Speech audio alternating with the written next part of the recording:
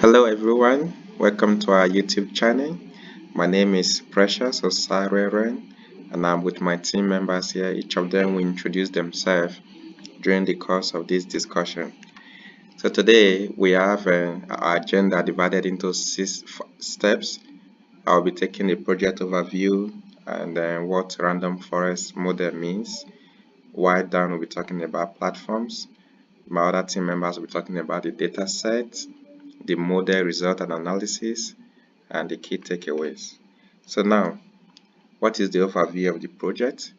Basically, the objective is to develop a learning method to classify objects based on their features.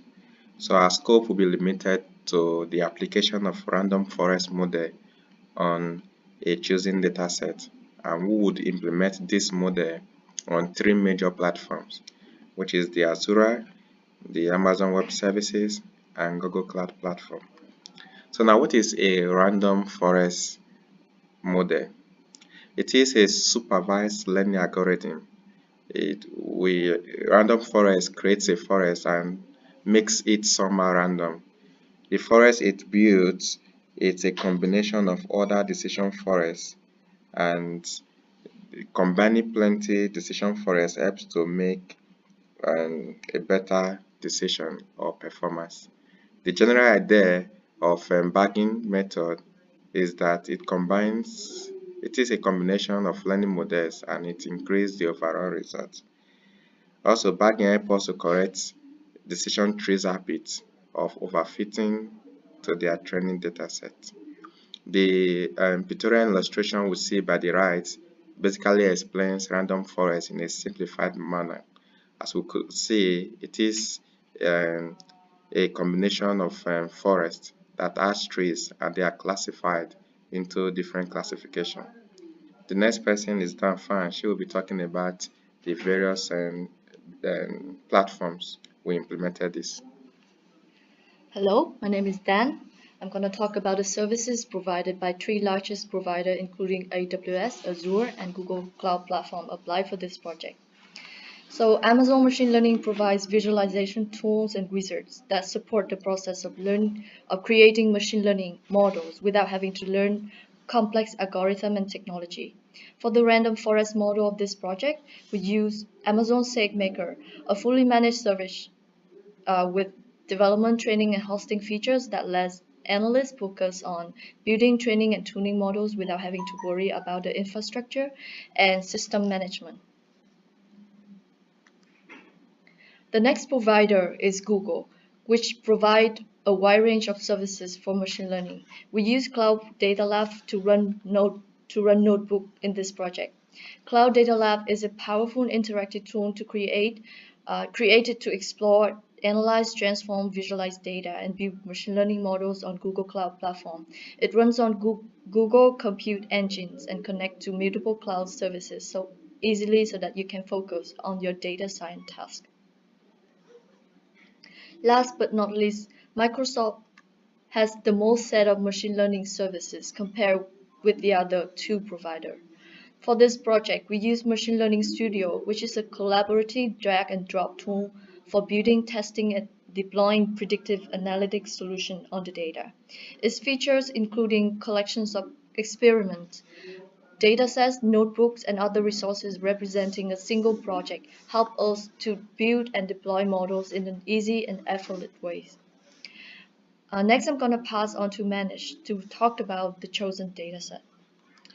Hi, here we have a sample of data set and I'm going to explain you what we have in the fields and what we have in the attributes. So firstly, giving you a brief about the data set. It's a study of classification of type of classes and we were motivated by the criminological investigation. At the scene of the crime, the glass left can be used as evidence. So if it is correctly identified. We have total of 214 records and with 10 attributes. And the format of the data we received is in the form of CSV. And explaining you all the parts of the attributes, going from first one is the ID from 1 to 14 as numbered, and then RI as refractive index, and Na as sodium, Mg as magnesium, Al as aluminium, Si as silicon, K as potassium, Ca as calcium, Ba as barium, Fe as iron, and also we have a type of glasses as the last column where we just have the numbers of the type, but we also have the name of it, but we are not explaining it in the time of as we are not using the names in the analysis. We have the type from 1 to 7. So this was our data set. We have used this for our analysis. So now I'm gonna pass it on to Suhong. She will explain the result of the model and analysis, how we did it through the data set. Thank you, Manish. My name is Suhong. I'm going to talk about the model results and analysis. We used the random forest machine learning algorithm with 20 trees to train the model on training dataset and predict the types of glasses using the type text dataset.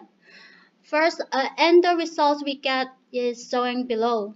First, I'm going to talk about the confusion matrix first. It is basically a table of that is you often used to describe the performance of classification model on the set of test data for which the true value we have already known.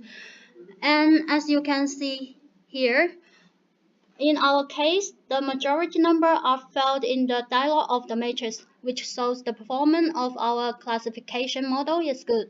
That means our model can correctly classify the true type of glass in most cases. And also, the accuracy of the model is 71%, which also indicates that the model is acceptable. And the following chart illustrates the feature importance for this model. As we can see from the chart that the AL to NA are the top elements that can implement over 80% of the model performance. Now I'm going to pass it over to Konstantin. He will summarize what we have learned from this project. Hello, my name is Konstantin. So, the main idea of what we learn here is about cloud platforms. It's about common overview of each, possible storage, how to use it, possible services for machine learning. So, for storages, we use S3 bucket for AWS, Google bucket for Google Cloud Platform, and for Azure, since we use Machine Learning Studio, it was a built-in way to upload data and use it inside. Also for each cloud we use specific machine learning services. For Google Cloud it was Data Lab instance. It was project when we created the Data Lab instance, and then inside we run Python notebook. For AWS we use SageMaker to create a notebook instance again and run their Python code. And for Azure, as I mentioned before, we use Machine Learning Studio it allows us to run Python notebook as well. So since we use the same code for all cloud platforms, we had the same results for each of them. The only difference is about how we load data in our Python notebooks. So because of different buckets, we use different approach to load data. And Azure, from our view, is more preferable because of simple setup, and we didn't require to do any other step to set up storage and load it. So that's particularly all. Thank you. Thank you guys for listening. Thank you, Konstantin, for your great job. Please feel free to hit the like button, and if you have any question, drop it in the button below. So I want to thank you for your time. Bye.